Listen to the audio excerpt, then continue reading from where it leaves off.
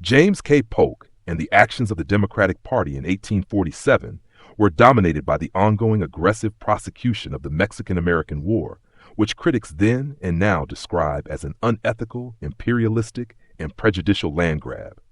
The war itself was widely regarded as a violation of international law.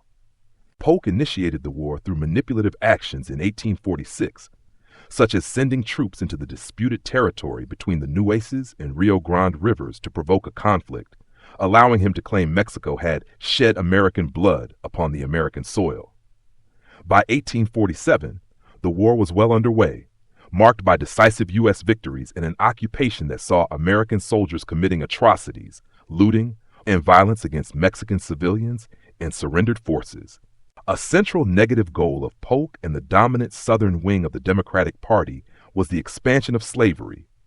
Polk himself was a slaveholder who increased his ownership of enslaved people during his presidency. The ultimate objective of the war was to acquire vast new territories to create additional slave states, thereby increasing the South's political power. Furthermore, the expansion into these new lands intensified the genocidal pressure on Native American populations. The concept of manifest destiny inherently treated indigenous peoples not as sovereign nations, but as obstacles to be removed.